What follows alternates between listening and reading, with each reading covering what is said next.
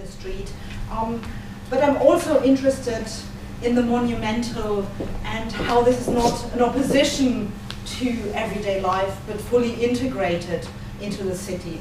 So in many ways, how do we connect the monumental, the everyday, what becomes heritage and what becomes heritage for whom? How does this affect the life in the city, but also the vision of the city and the connection of the city with people who are far away from this?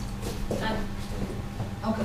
Can I? No, I'm kind of. So, and we've talked about this, in multiple ways today already. That wherever you go, the cathedral follows you. So if you go down Iverton, you have it in your back. But also, Dita mentioned the bridge that was built by the Prussians, and where here, you would cross the bridge and directly go towards the cathedral and have that vista, but also that identification, that closeness to home on the one hand, and the controversies about World Heritage and which vistas can obstruct the cathedral or not. And it's also, as we already said, it's very much ingrained with the consumables. And I cannot really think of a city where the cathedral or where a monument is so portable and so much of a logo, apart from the Eiffel Tower in Paris, perhaps.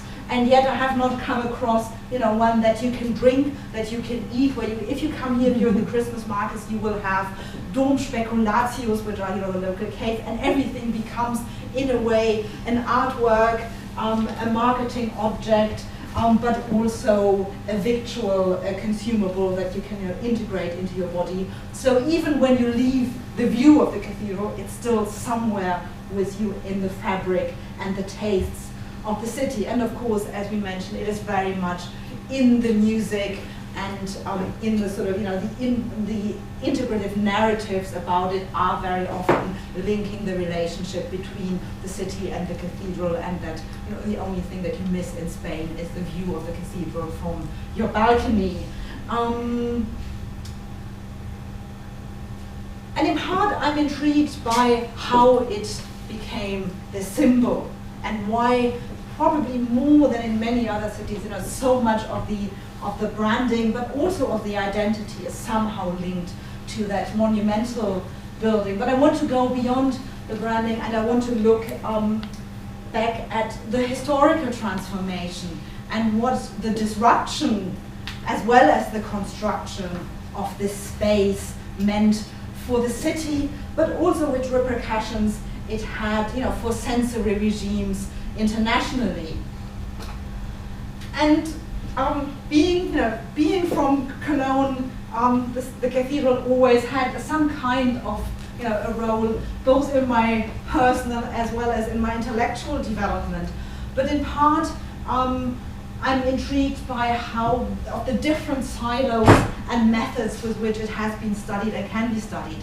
There is, what I first call it the art historical approach that is very much about the visuality, how the medieval plans were transformed into the building of the 19th century, and how we visualize and think about the adaptations that are being made and what we can use through visual methods to track that change.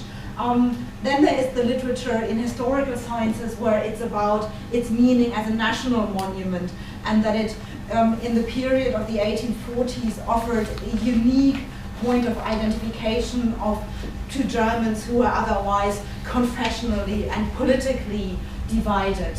But what kind of is missing from this too, and that's sort of the area where I come from, is very much the transnational side to it, that it was not only of meaning to the Germans, but that a lot of that meaning was discovered by people from Cologne, seeing German art in Paris during the French Revolution and coming back and then sort of rediscovering the art at home, but also how from the monetary side the building was financed internationally, it inspired architectural campaigns elsewhere, and of course it kept an important meaning as a symbolic monument during both world wars and in the reconstruction process and in the Cold War afterwards.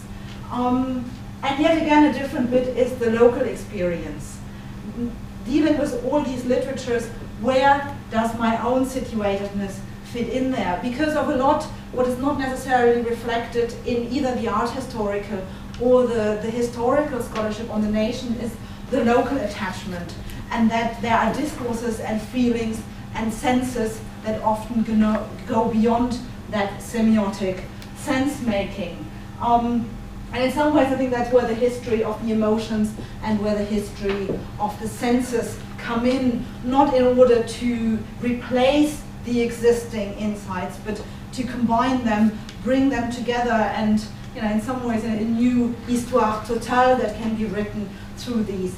But having said all this, in some ways this idea of the disjoint fields are not entirely true, because when one looks at local history and the learned journal Kölner Domblatt, which with an interruption has been edited for 150 years, there the different methodologies, the different senses, the architectural, the musical, the literary actually does exist. So there is this very rich local scholarship and this local interdisciplinary place of publications among one of the outlets where it exists, and where what we often saw was a lot of historical or theoretical turns, like the turn towards Alltagsgeschichte, towards material culture, towards everyday culture, which was rediscovered by social historians in the 1960s, but which very often already existed in a local level. So it is also about thinking through this local lens and methodologically to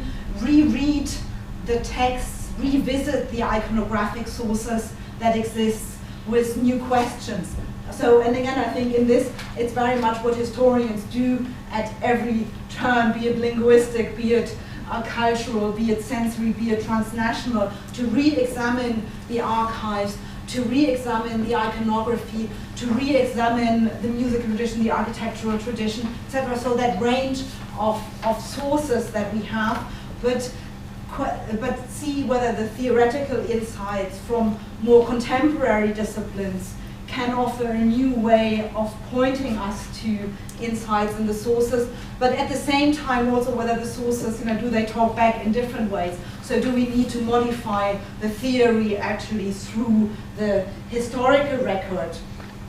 And like Sandra this morning, I'm interested both in the denotation and in the connotation. So what we can see through the historical record of what people sensed, what kind of senses can we guess. Of course, we can never relive the senses of the past, and it's one of the great illusions of the heritage sites that you can, approach the past sensorially there, even if these regimes have changed.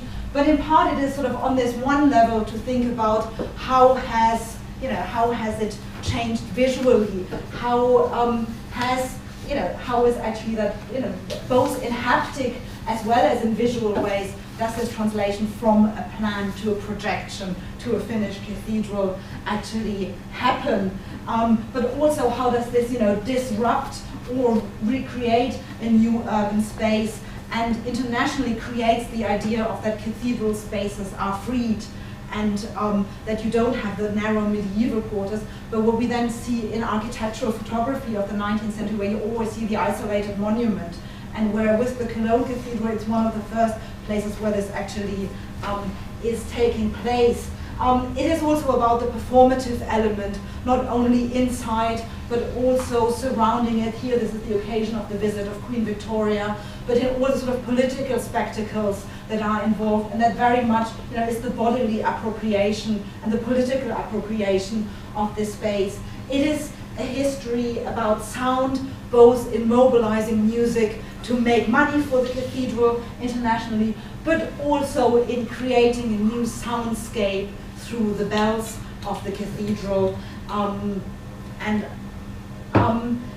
But there also is, I think, a possibility to reread a lot of the iconographic material, because generally what's in the literature is that creation of distance and the non-touchability of the object and the architecture and the heritage. But at the same time, what we see in all of these caricatures is Mrs. Sulpitz Boisseré, one of the initiators of the cathedral project, balancing on it. All the debates become very much sensorialized from the 1840s to the 1990s, that you kind of, in the imagination at least, people are touching, people are engaging with the monument.